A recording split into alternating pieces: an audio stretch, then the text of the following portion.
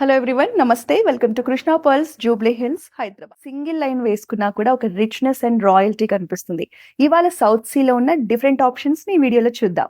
South సీలో ఇది మనకి statement collection అండి, మిస్ చేసుకోవద్దు. చాలా బాగుంది.